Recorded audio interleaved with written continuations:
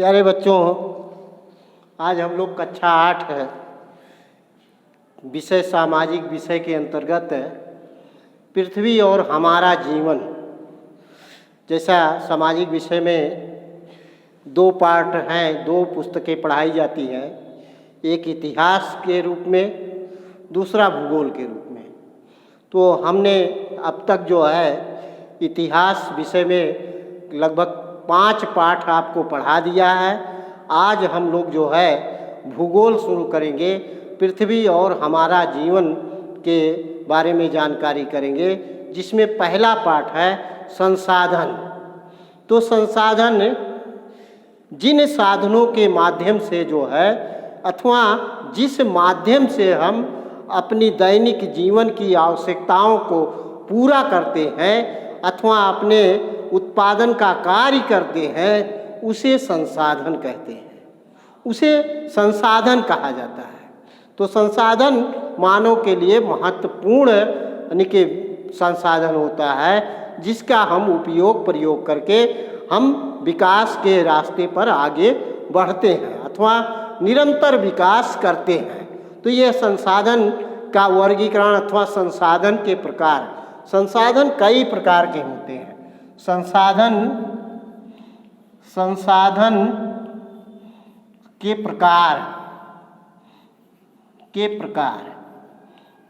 प्रकार। तो संसाधन के प्रकार के रूप में हम देखते हैं तो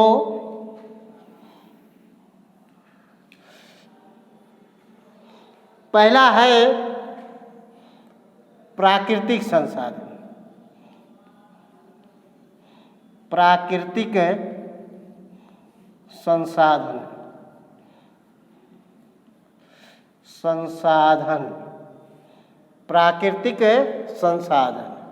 फिर दूसरा है मानव निर्मित संसाधन। दूसरा मानव निर्मित संसाधन।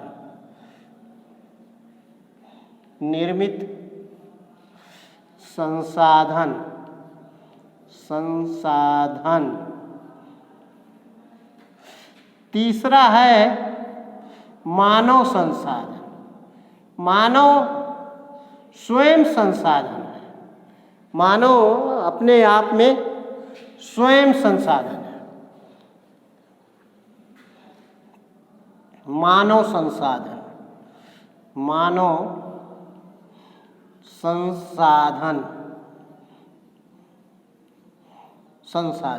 इस प्रकार हम संसाधन को 3 प्रकार से विभाजित करके पढ़ सकते हैं। तो जैसे अगर प्राकृतिक संसाधन के बारे में जानकारी है तो जो हमें प्रकृति के द्वारा निःशुल्क उपहार स्वरूप प्राप्त है। प्रकृति हमें निःशुल्क रूप से उपहार स्वरूप में देती है। जैसे जल है, सूर्य है, सूर्य का प्रकाश है, हवा है, खनिज पदार्थ है, वन है, पेड़ पौधे वनस्पति है, जंगली जीव जंतु है, तो मृदा मिट्टी, ये सब क्या है? ये सारा प्राकृतिक संसाधन है। नदी है, पहाड़ है, पर्वत है, ये सारे जो है प्राकृतिक संसाधन है। तो ये प्राकृतिक संसाधन के रूप में जल।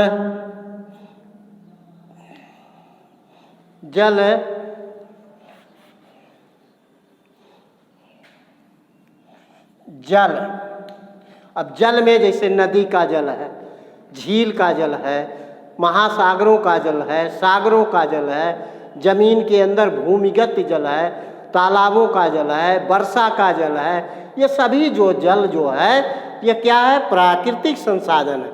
इसी तरह से वायु, हवा, फिर सूर्य प्रकाश, ये सब क्या है? ये प्राकृतिक संसाधन है। तो खनिज पदार्थ है।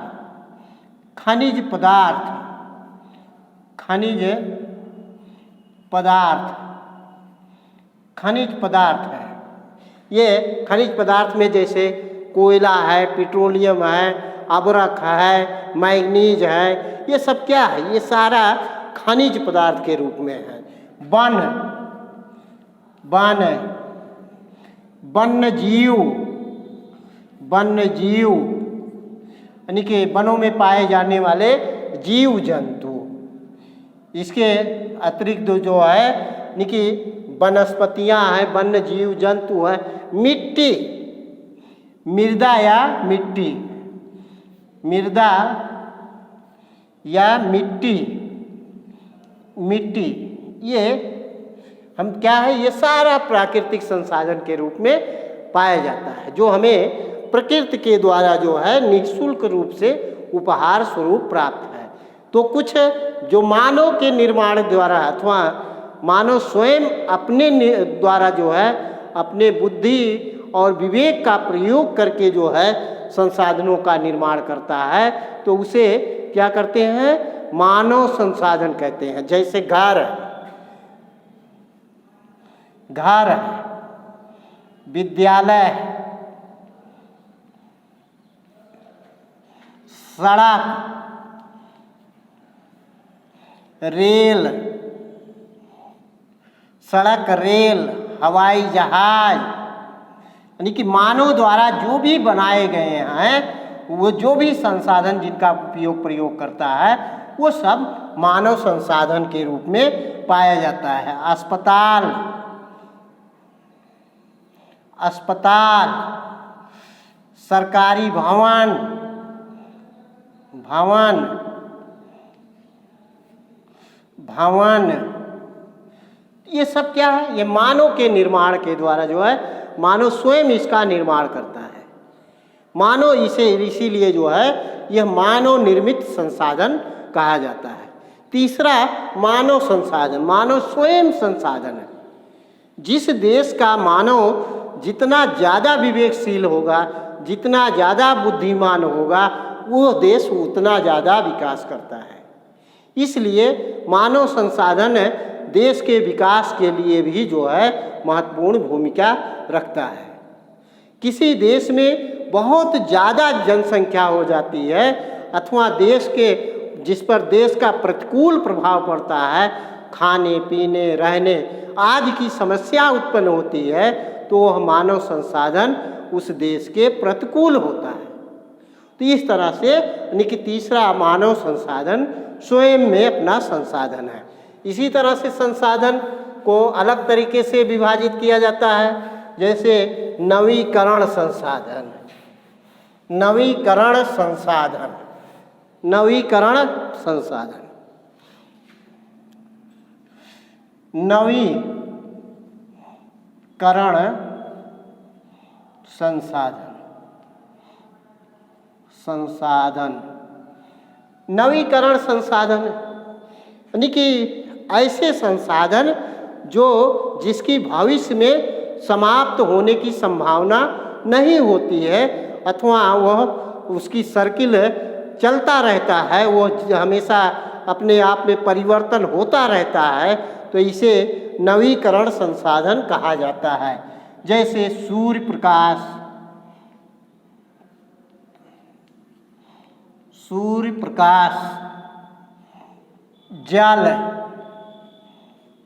हवा आदि, ये सब क्या है, नवीकरण।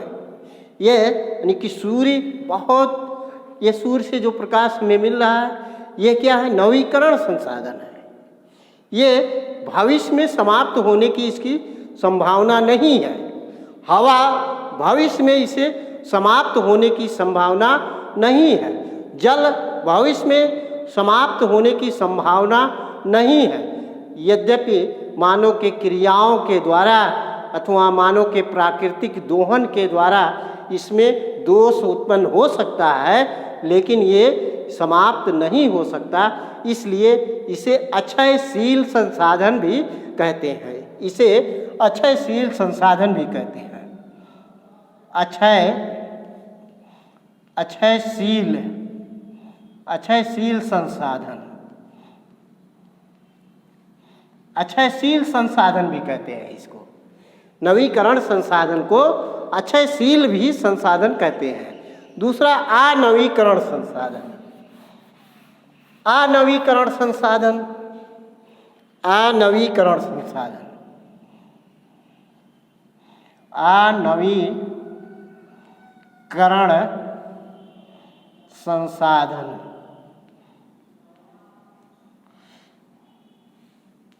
ऐसे संसाधन जिसका भविष्य में समाप्त होने का भय है, यानी कि जो भविष्य में समाप्त हो सकता है।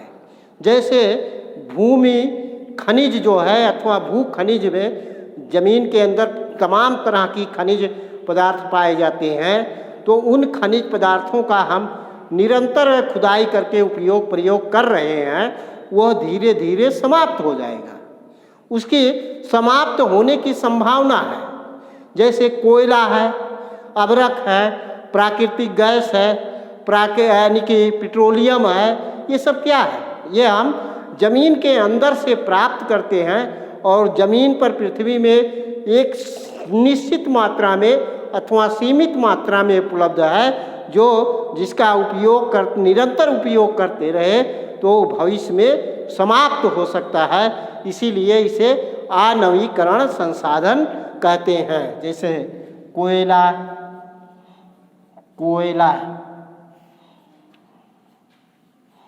खनिज पदार्थ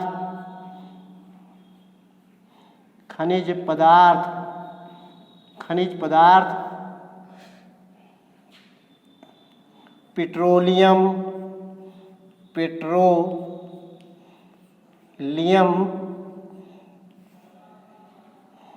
प्राकृतिक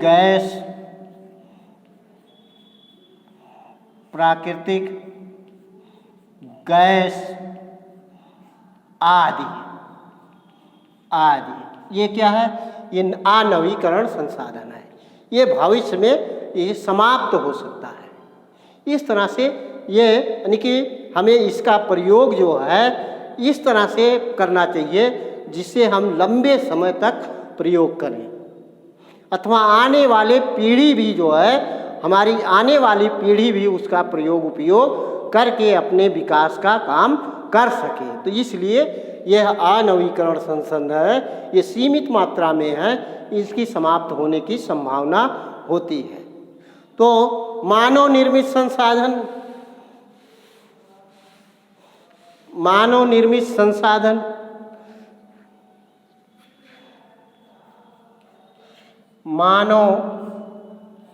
निर्मित संसाधन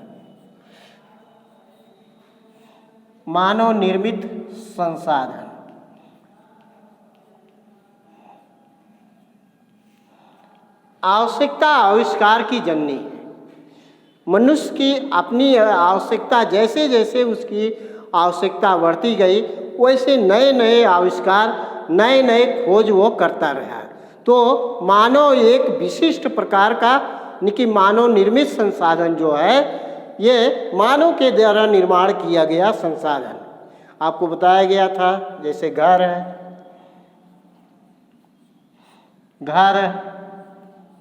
भवन, विद्यालय,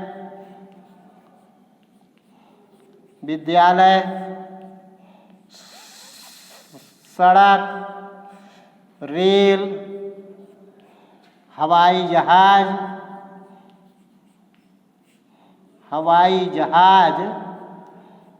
यूँ कह लीजिए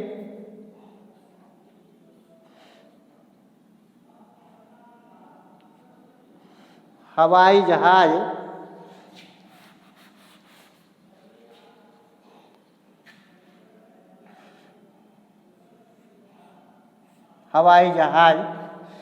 इस तरह से मानव के द्वारा जो निर्माण करके जो है स्वयं उसे अपना उपयोग प्रयोग कर रहा है।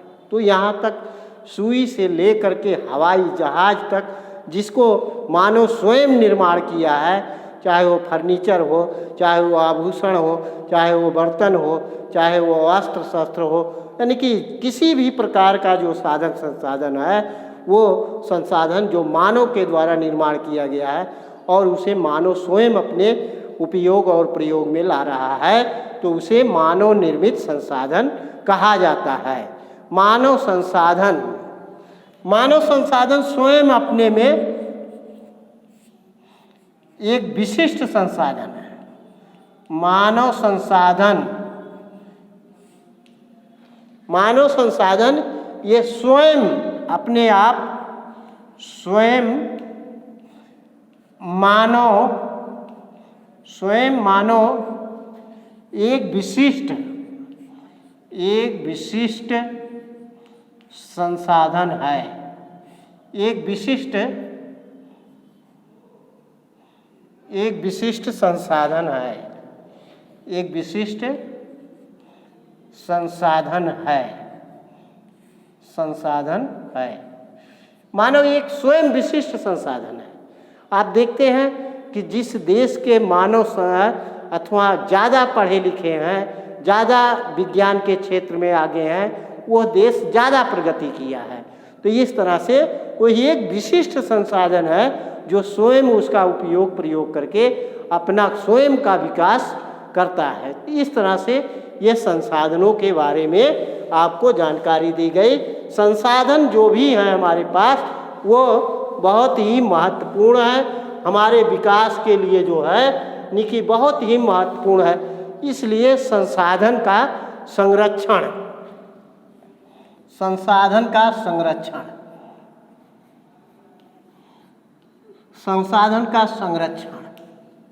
संसाधनों का चूँकि मानव जीवन में बहुत महत्वपूर्ण स्थान है, इसकी उपयोगिता और आवश्यकता निरंतर है। पीढ़ी दर पीढ़ी इसकी आवश्यकता और उपयोगिता बनी रहे, इसके लिए जो है मानव को जो है स्वयं इसका संरक्षण करना चाहिए। जैसे विद्यालय है, विद्यालय को नुकसान न पहुंचाए, जल है, जल को प्रदूषित न करें, वायुमंडल है, हवा है, हवा को प्रदूषित न करें।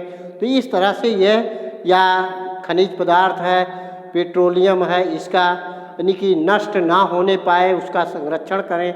जैसे कोयला, पेट्रोलियम या खनिज तेल को जो है आग, पानी, हवा से बचाना चाहिए। तो इस तरह से यह संरक्षण करना चाहिए। नदियों का जल है, नदियों को जल को भी संरक्षण करना चाहिए, उसको दूषित ना होने दें। तो यह जो है चूँकि हम लंबे समय तक उसका उपयोग कर सके, इसलिए हमें संसाधनों का संरक्षण करना आवश्यक है। तो प्यारे बच्चों, आज यहीं तक। इस वीडियो को अधिक से अधिक देखें और किताब से नोट्स बनाएं। धन्यवाद।